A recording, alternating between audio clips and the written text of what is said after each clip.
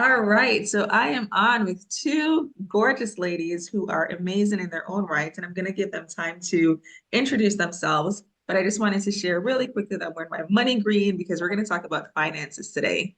In the Christian community, in the homeschool community, a lot of times we shy away from the topic of money, or some people dive right in. Whichever way you stand, I just want you to tune in and hear what these ladies have to share about their own journey as it relates to faith and finances. So, Barbara, I'm going to start off with you. Go ahead and introduce yourself, share whatever you want to share, and feel free to talk about your own relationship with faith and finances. Sure. Hi, I'm Barbara St. Jean. So happy to be here with two lovely ladies as well. So I am a wife, a mom of two beautiful girls, 4 and 7. I've only started my homeschool journey in 2022, and it started really abruptly, actually. That was the end of my career and into homeschool as a homeschooling mom. And so I think as far as talk about journey and finances and really being nervous and anxious about stepping into an unknown world where I am not working. That's definitely been one of my challenges. But I'll start off with just that as an introduction. Hey, ladies, or hey, everyone that's joining and tuning in today. My name is Lisa Lickers Riggs, and I'm excited and honored to be here with you lovely ladies today. For me, well, just a little bit about my background. I'm a mom, a wife. I actually have a blended family. So, funny story. My husband and I have we had 5 children that were all older, right? Almost 18 to 23. And then 3 years ago, we decided to have a little baby boy. So now it's almost like our 3-year-old has like 7 parents basically at this point. So it's pretty funny. But we have a little Brady Bunch family, so blended family. As far as my role and what I do, I'm a partner for a Fortune 100 company. So work in the corporate world, do a lot when it comes to, it's funny because I actually work in financial services. So finance is something that's big to me in a lot of reasons. So I'm excited to talk about that today. But in addition to that, I am the CEO and founder of a organization called the Young Women's Empowerment Academy, which is a nonprofit organization changing the lives of young women ages 8 to 18. One of the key pillars that we have in our organization and our foundation ever since we started almost 7 years ago is financial literacy, because we believe in the importance of, instilling those gifts and just skills and tools and things like that and resources in our children at a young age. So I'm excited to dive into this discussion today. Thank you for sharing, ladies. So I wanted you to think about all the different aspects of your life. So Barbara worked in corporate for a long time up until 2 years ago, and now she's on a one-income family. I worked in corporate for 10 years, and then I quit my job in 2021 with the intention of building my business. I'm like, okay, God, so now I'm going to work on my business. I'm going to grow this coaching brand.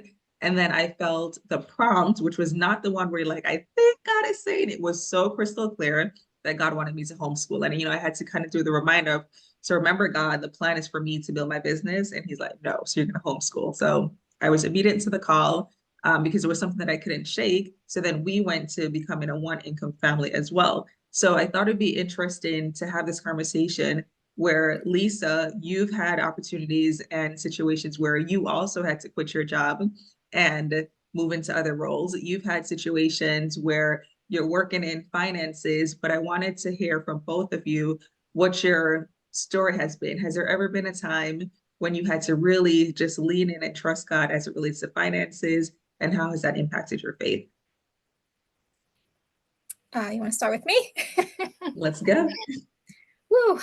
I can honestly say that trusting in the Lord when it comes to finances has been one of those things where I thought I've always trusted in the Lord when it came to finances.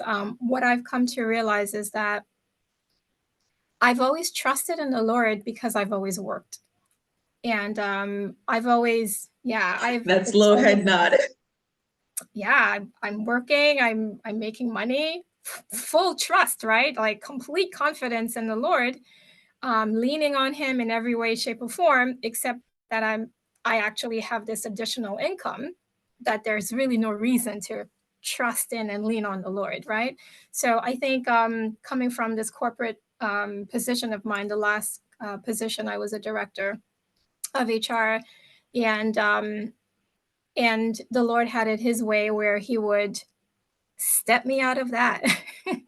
And He did it in such a way where, I mean, I heard the voices. I knew, but I've always wanted to homeschool. Obviously, before I even had children, I spoke to my husband about it, and it just never happened because in my mind, homeschool was bringing in teachers into my home while I continued with my career, make money, and then have these teachers come in and teach my children.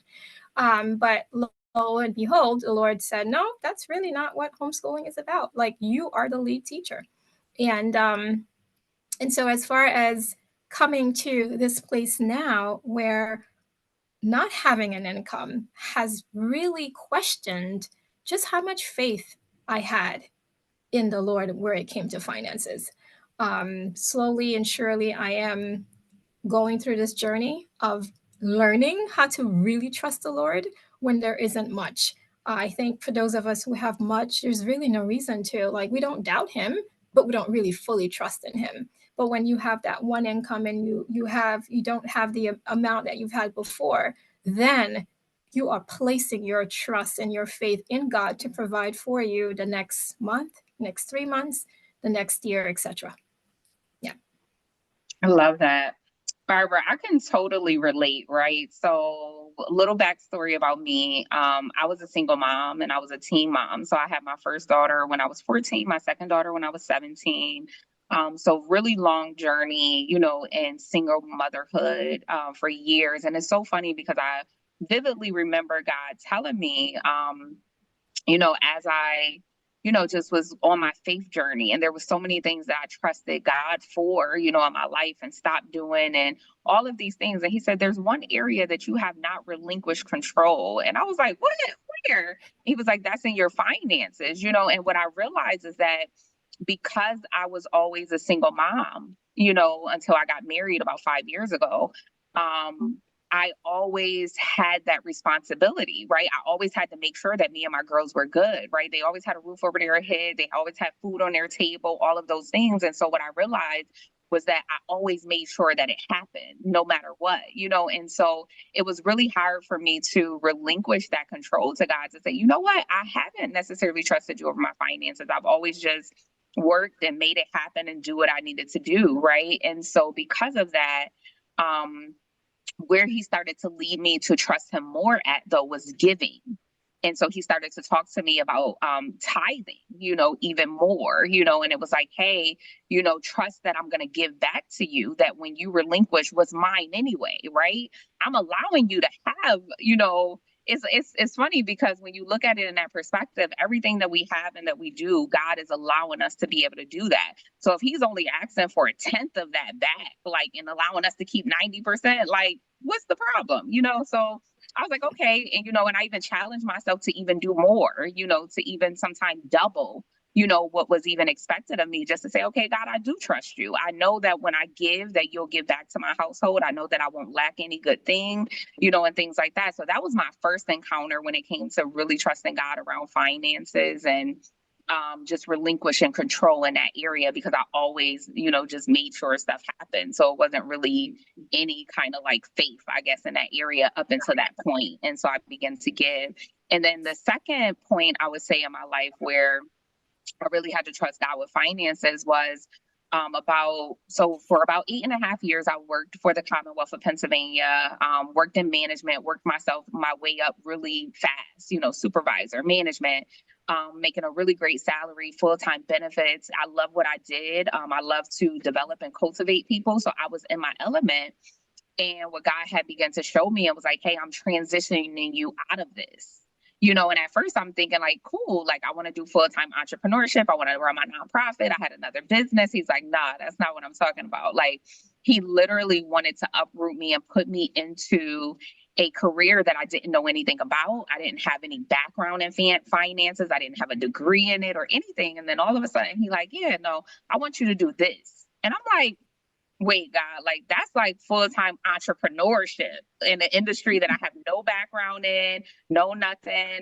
It's commission based, so you don't really know, like, only what you make is really what you're gonna eat, right? And coming from a salary position, and then also what I realize is in that season is you have to also be mindful of who's in your ear and who you talk to when God is telling you, to trust him in certain areas, because I had certain people that tried to like talk me out of it, like, oh no, you shouldn't leave your cushy state job, or this or that. But when you know clearly that God is talking to you and what he tells you to do, you have to be obedient to it. So I literally left a full-time state position to journey into full-time entrepreneurship as a financial professional with no clientele, no background in this or anything. And it was a straight faith walk. Like, God, all right, well, I understood that God doesn't make promises without making provision. So I knew the provision would come and I knew that he would make a way. And so that was like my most recent, I would guess, like faith journey when it came to trusting God with finances.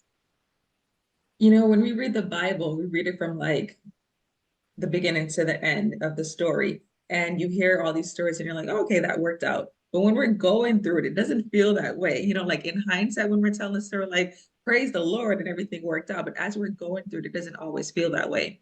When Barbara was sharing her story about how, I had faith in God, but you didn't really need to have it because you had the financial cushion at the back end. And it's the same thing with me. Over and over, God has showed me I am your source. Everything else, that's a resource. Whether it's your husband, the alimony, the child support, the social security, the disability payments, the wherever you're getting these checks from, those are resources. Your job, that's a resources. He is the ultimate source. So when Lisa has to journey into this company that she knows nothing about, this is not the company that's providing for her. They may be a vessel, they may be a tool that God is using, but he's the ultimate source. Same thing with me. I remember I was working for a consulting company, and Lisa and I have a similar story about just leaving our job and things of that nature. But I remember my pastor talking about Genesis 12:1 and how Abraham just left everything that he knew, everything that was familiar, and really venturing out. And this scripture kept coming to my remembrance. And this was a season when God told me that I should move to China. And I'm like, you mean China? And he was like, no, China, China. And I talked to my dad who loves to travel and is like this big visionary. And I'm like, Dad, I want to move to China. And I just knew he was going to say no because less than 2 months before, I told him that I wanted to move to New Jersey from Brooklyn with two of my friends. I'm like, oh, the girls and I want to move to Jersey. He was like, why would you leave? I'm paying the rent. Why would you leave and go spend all that money when you could be saving it? That doesn't make any sense. You should just stay here. So when I was about to broach this conversation about China, I just knew it was shut down. So I'm like, yeah, so when I was thinking about moving to China, and he was actually the one who said, oh, Chinatown? And I said, no, China, China. And he was like, oh, okay, let me get my passport. Let me get my visa. And I'm like, are you the same person who wouldn't let me move to Jersey, which is less than an hour away, but now you're okay with me going 12 hours by flight, 12 hours in a time zone into a country that I don't even speak the language. Like I was butchering how to say ni hao. I didn't even know how to say that. And you're okay with that? But it was really God lining up the parts, allowing my physical father to stand in agreement with me so that I could move. When I talked to my mom about it, my mom is usually very vocal, very opinionated, and she was just like, mm-hmm. And that was a conversation. I'm like, hello, mom, hi. It was just like, I think she knew that this was of God and she couldn't stop it. So while for her it was like, oh my gosh, my baby girl is moving to China, she knew it was the will of God for my life. And the reason I share this is because in between the consulting company that I worked at and moving to China, that was 9 months.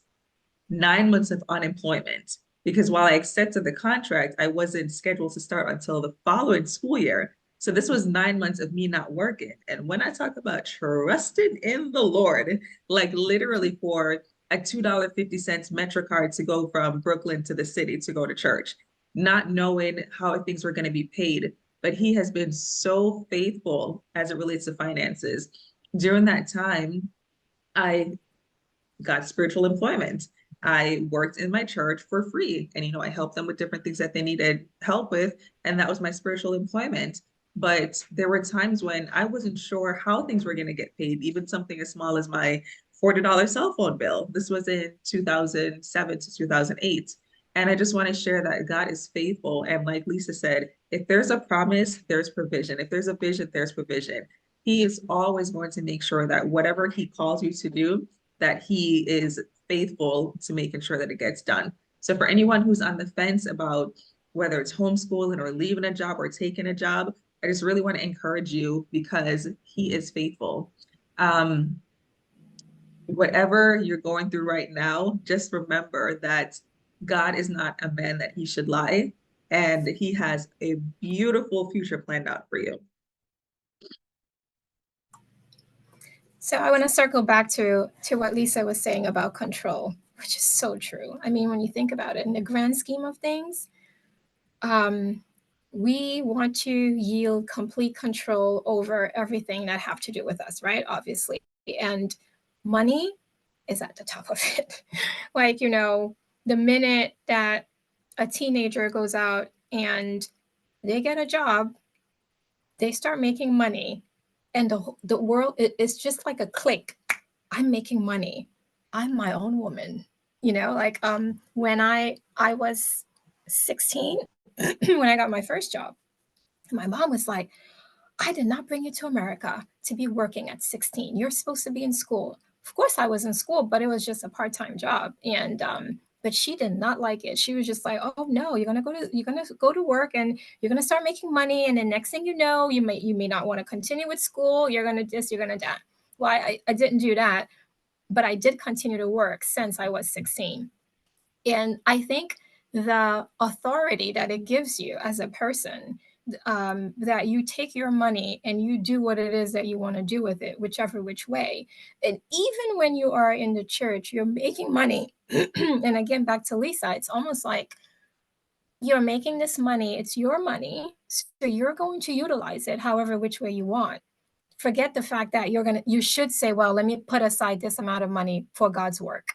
Let me put aside this amount of money for some type of emergency that may come that have nothing to do with me, right? Because ideally, the first thing that we think about when we have money is it's us. So when you say control, I thought, oh yeah, control. This is what God has been trying to pull away from me. Control.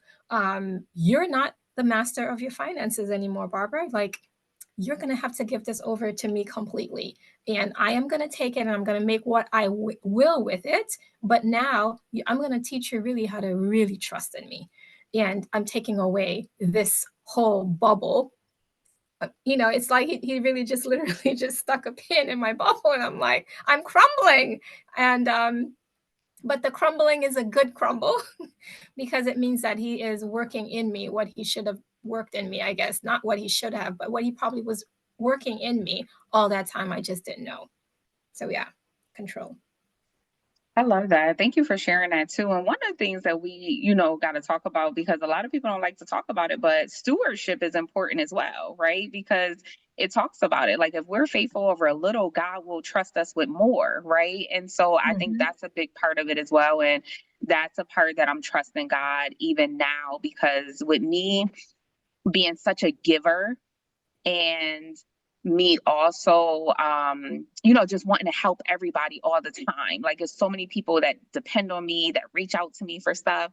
And so, thank God for mentorship, right? Thank God for, spiritual leaders that can pour into you. In this season of my life, like I'm literally going to God to say, God, like, how would you like me to help this person, right? Because we can also squander the things that God has given us as well. So there's times, if we look back, there's money that went through our hands that we probably did things with that we shouldn't have, right? That we could have did, better with and things like that. And so that's the season that I'm in, is evaluating now, like, God, forgive me if I haven't been a good steward over the things that you have blessed me with, but give me wisdom and teach me how to lean on you, even when it's other people that's in need, right? We automatically think money. We automatically think, okay, let me help them, or whatever the case may be. But it might be a lesson that God is trying to allow them to learn about trusting them with their finances or control or things like that too. And I don't want to ever interfere with that. So that's another part in a whole nother level, that I'm kind of asking God for wisdom with now. Like, God, how would you like me to help this person? And it's funny because I just experienced this over the weekend. I have a really close relative of mine who I love dearly. We don't talk often, but dear to my heart. And she doesn't ask for much ever. Like, if she ever asks me for anything, I know she's really in need.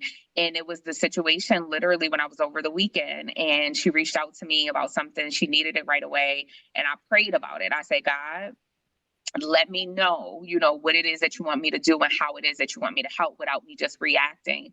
And then when I reached out to her a couple hours later, God had already resolved it. God had allowed her to be able to secure the funds in another way where I didn't have to overextend myself to be able to do it because I didn't have it at that time. But it's hard for me to see other people in need and not want to help them or figure out how I can help them. And so I'm learning that even in this season, that we do have to be mindful and pray over what God has given us to make sure we're good stewards over it, and that we help people the way that He wants us to help them, not how we would just naturally just give. And I think that's important. And one other thing I want to circle back on what Rose said, because when you were encouraging the women, right, of seeking God's, clarity, like just on their life and transitions, because that's big, especially when, whether you're a single mom or whether you're a two-parent household and you're going down to one income now and you're trusting God for what you believe He's telling you. One of the ways that I always know, and I'm big on practicality, and Ro know this about me. So somebody may be asking, like, well, how do I know this is God speaking to me and telling me what to do? In my life personally, and I don't know if this, happens for everybody, but I read in the Bible that it talks about when God wants you to do something, a lot of times He'll confirm it for you twice, right? It's not going to be the same person. It's not going to be the same way, but it's the same message. And that's what happened with me when I transitioned to a career in financial services. Two different people, completely unrelated, 2 days apart, said the same exact thing to me. Lisa, I really think you should go into like financial consulting or look into being like a financial advisor. And the first person who said it to me the one day, I said, let me pray on it. I don't know if that's what I really want to do. I want to be more of a life coach. I want to talk to people about everything, not just put myself in a box in finances. That was my first response on day one. Day two, the next day, when a completely different person said the same message, I said, you know what? Let me look into it. I'm going to pray on it. I'm going to see what God wants me to do. And I'm going to look into it because that was my sign to know, okay, God, is something more to this that you want me to do. So I'm going to be open-minded to it. I'm going to do my research. I'm going to pray and I'm going to seek you for guidance so that I can move forward, because I never want to be disobedient to what I know that God is calling me to do or wants me to do, because I understand that people are assigned to our obedience. So when we have slow obedience or we're slowful to move forward with the things of God, that may be hindering somebody else's, next level or their season or their breakthrough, right? And we never want to be a hindrance to God's people. And so I'm being more mindful of that, in my life as well. But maybe that might help some people practically to know, okay, how do I know that this is of God and this is what I'm supposed to do? Those are some ways that He may speak to you or confirm for you. You brought up really good points when you talked about stewardship and enabling. And that's something that you always have to think about, because as a Christian, you want to be kind, you want to be nice because you want to really show up for people. But are you playing God in their life, right? Is it a situation where they're coming to you because they know you have a relationship with God? So let me go ask Lisa, let me go ask Barbara, because she prays to God, she has faith. So let me go ask so I can tap into that relationship. When we do it, are we being a disservice to them, and we're enabling them and preventing them from developing that relationship and that faith, and preventing God from showing up big in their life because we're stepping in a place that we have no business stepping in? And then the other part you talked about was stewardship. And I think that's so important, because a lot of times we want to be the millionaires and the billionaires, but we're not even faithful over the $10. We're not faithful over the $100 or the $1,000. And I remember I went to I was somewhere where they had these little machines where you put in a quarter and you get these little random toys. And I gave each of my boys $1. And I said, okay, you boys can go get what you want. And both kids had money. But what I didn't realize until I saw all that they bought was that they put in some of their own money too. So I gave them $1, but they used some of their money. And I was saying, hey, how comes you spend so much money on this frivolous stuff? You have to be a good steward over money. And I was really getting into them and talking about the importance of money and the importance of being faithful over money. But then I also had to pull back a little and think of the hypocrisy of that statement, because there are times when I've gone to Walmart to pick up one item, and then $100 later, I'm like, well, golly, how does this one book cost $100? Because as you're walking, you're picking up the little pen and the little notebook and all those frivolous things. So yes, I have to teach my children how to be good stewards, but I also have to model it, and I also have to work on it in my own life. So I just think it's important for us to want on one side be good stewards over money as it relates to how we're spending, not spending frivolously, and then also being stewards over giving that money as it relates to tithing and offering and blessing, kingdom giving. But also the third part of making sure that we're not giving in areas and seasons when it's not our business, that's God's role. So that was very interesting that you pulled all those pieces together. Yeah, I completely agree. I'm sitting here, I'm writing some notes, right? Because I'm thinking, oh, I hear Lisa saying, trust in the Lord, obey the Lord. And the fact that the two of you obviously did it very well because you both left your jobs, right, to do what the Lord had called you to do. I'm the disobedient one, so I have to learn the hard way. And the hard way for me was pretty much like, I hear you, Lisa. The Lord speaks to us. He speaks to us in clear ways. And the clear ways that he speaks to us, it could be a different way from me and you, just because this is how I receive, right? Word from God. And he clearly spoke into my mind. Like I knew, like, I need to leave this job. 60, 70 hours a week away from my children makes no sense. The fact that they came home and they said all the things that they've learned, and I was not sharing any of it, right? I didn't have any part of it. I wasn't teaching them these things, and it's almost like, and I was sad that I'm just not a part of their journey as well, right? So clearly in my head, I knew it. I said I have to leave this job, but I was making a lot of money, and and so there's that pull, like I am the bread, I'm the breadwinner, like I'm making this money, like why would I want to leave this job? There's has to be another way. But then because of my disobedience, the Lord had to make it where clear, it had to be very clear that it's not because I wasn't doing my job well. And Roseanne knows like this story about me in the corporate, the last position that I had. I was doing so well that I was being promoted. I was being promoted and money was being thrown at me.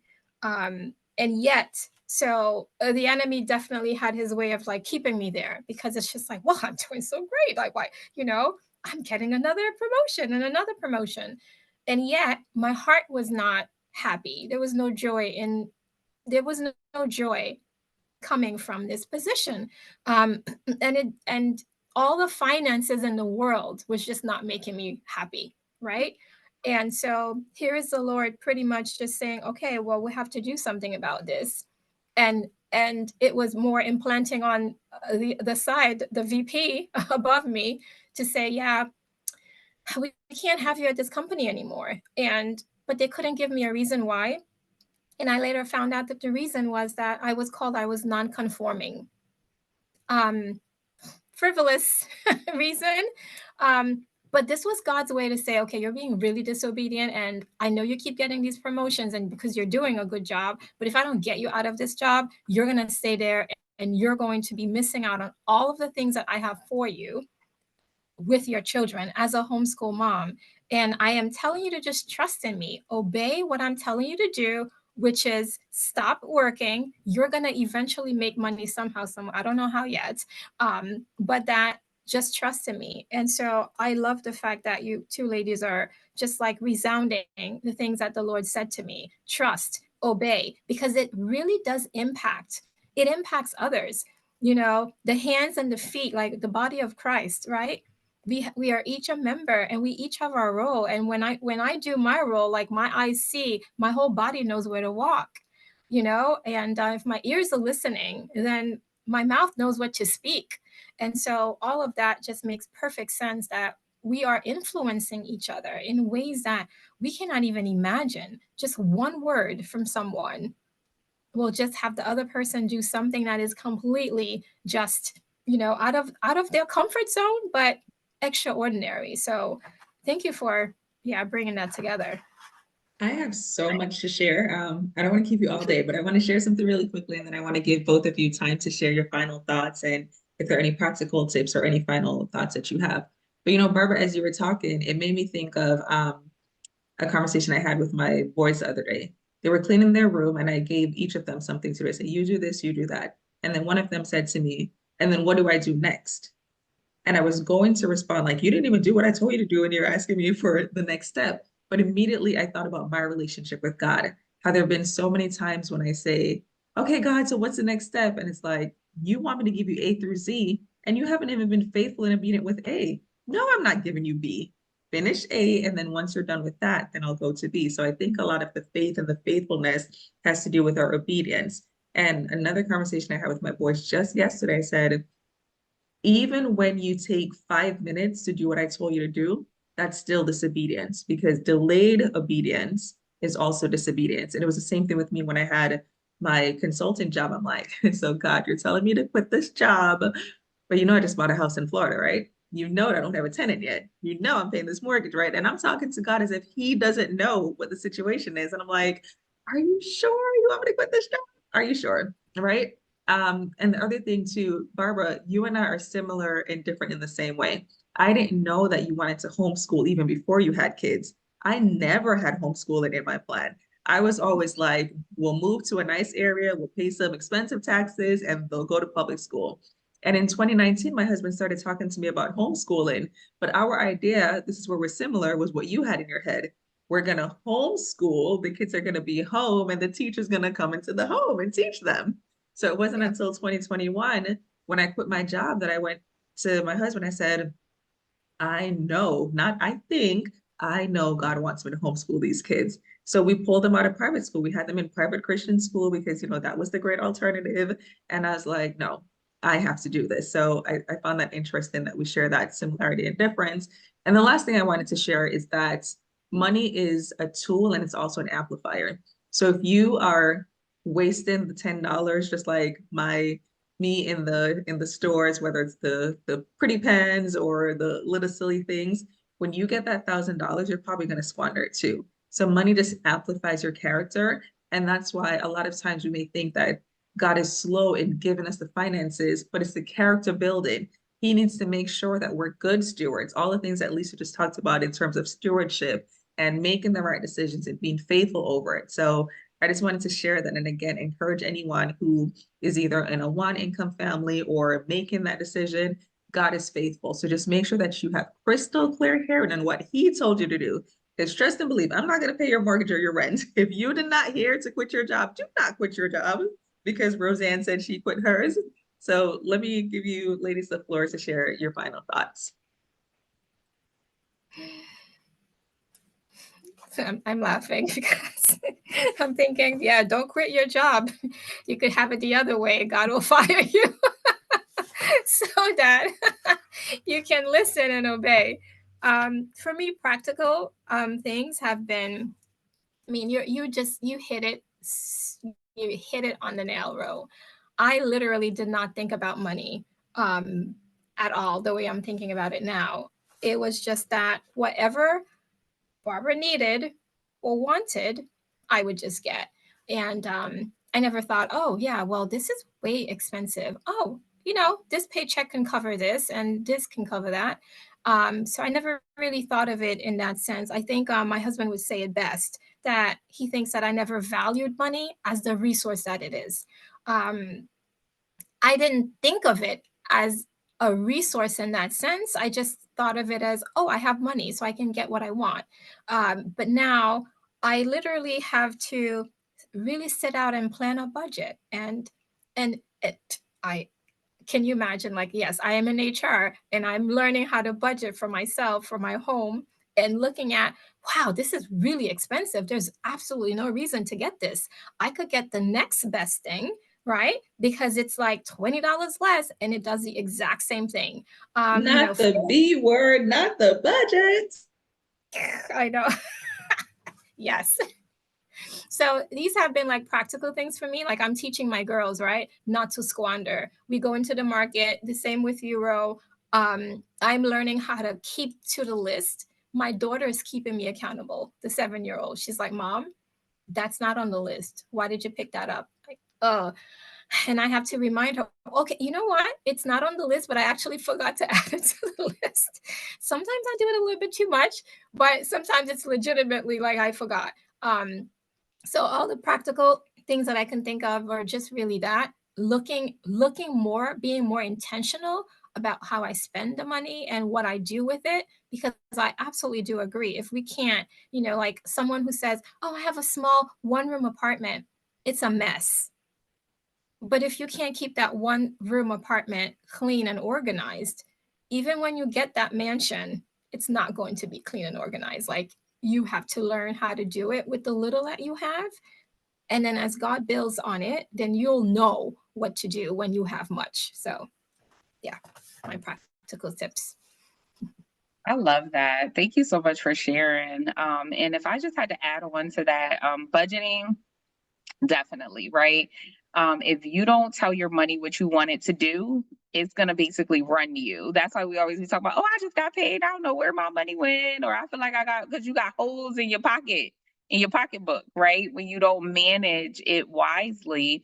And so I always tell people, especially when we're working together in financial services, right? No matter, what your beliefs are, I think I tithe, right? Because I believe in the importance of that. I'm also even, asking God, give me wisdom to not only tithe of my treasures, but also my time and my talents. Like, what does that look like, and so I think those are some things that we need to think about. But I always talk to people about giving first, right? That first 10% or whatever that looks like, it needs to be given away or sown so that you can reap, back for that, and then the second 10% really should be going to your future self. And so there's a lot of different ways that you can save for that. Like there's online savings account, the best money saved is the most inaccessible, right? So if you can't access the money, it's less likely that you'll be able to spend it. So we talk to people a lot of times about opening an online savings account where you can have 10% of your check go directly there. It's out of sight, out of mind, let it build up. And if you do need it for an emergency or you're saving for something in 24 to 48 hours, it could be back in your bank account for you to use. But it stops you from impulse spending or just switching it from the regular savings to the checking for you to, use it right at the store. And so that was the easiest way that I had saved my first $3,000 like years ago. But I signed up an online savings account and it was just out of sight, out of mind. I never checked in. Then one day I was like, let me just check and see how much money I saved so far. And I had $3,000. Like I don't come from a family with money. Like listen, single family household. My mom was a single mom after my parents got divorced at 12, so I was always raised in a single parent household. And so we didn't talk about finances. We didn't know about saving money or anything like that. Like we got money, we spent money, right? And so that's something practically that I would say is like budgeting, savings, sit down with a financial professional. A lot of people don't realize that you could literally sit down and get a complimentary session where you don't have to pay anything to sit down, get your questions, answered that you may have, just get educated about the things that you need to do. But practically speaking, you want to protect what you already worked so hard to this point to obtain in your life. So make sure you and your family are properly insured and protected with life insurance, right? Disability insurance. If you ever get injured or sick at work, especially if you are on a 1-income household, right? Or whatever that looks like for your family dynamic, how do you still make sure the mortgage get paid and things like that? Like, yeah, we trust God to do these things, but God also gives us wisdom and puts people in our life to help us plan for these situations, because there are things that we need to do. And a lot of people just don't prepare, right? It's not a priority. We put things off until it's too late, right? So those are some of the things that I talk to women and I talk to people about daily is what are some of those practical things that we can do now to prepare our families for the future. And honestly, this is the perfect time going into a new year, and just starting off fresh and having a fresh start for you and your family. And so those are some of the tips that I would say practically of things that you can do as far as like budgeting, savings, protecting what you already have, and, just getting some things in place for the future. but really modeling, you know, what we should be for our kids is very important, because either what they see us do or don't do, you know, whether we teach them intentionally or not about money, the things that they see us do, they're also going to model those things as well. And so if we have bad spending habits, or we're not budgeting, or we think money grow on trees, that's why our kids think money grow on trees, right?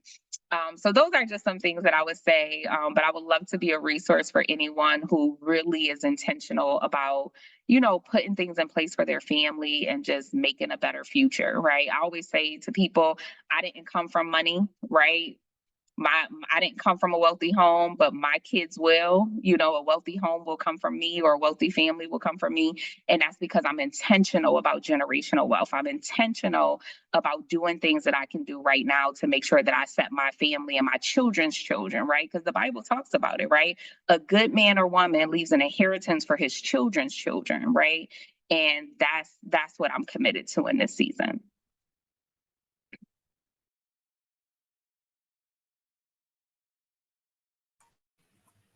Yeah, that was awesome. That was awesome. I really do hope that people take your advice, your counsel. I know I want it on the side. Like when we hang up, I'm gonna call you up. Like, Lisa, I need help.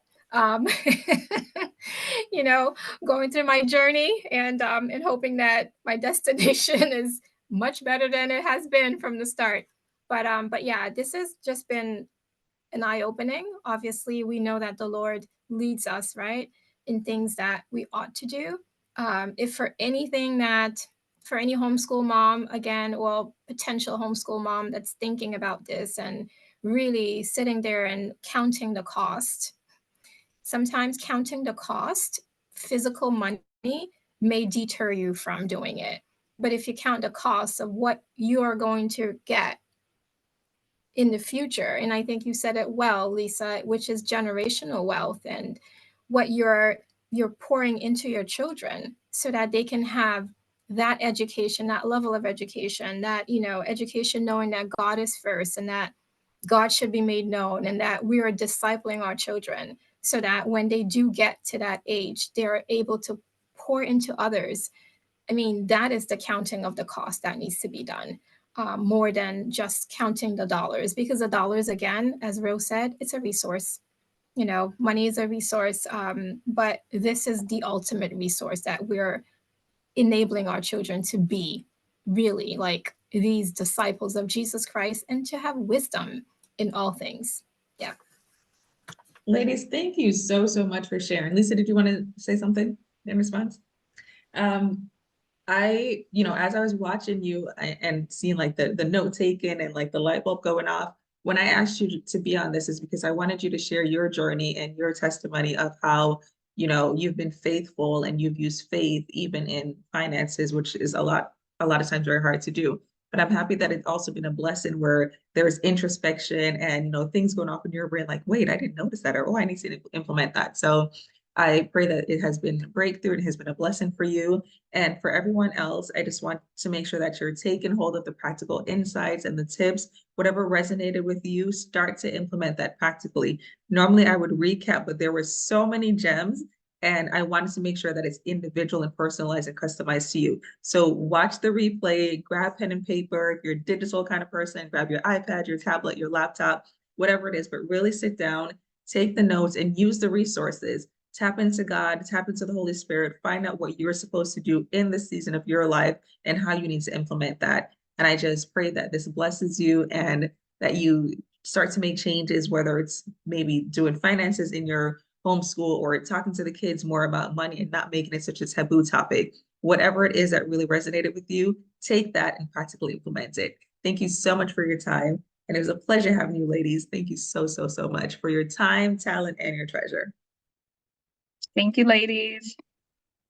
Thank you so much. Have a blessed day.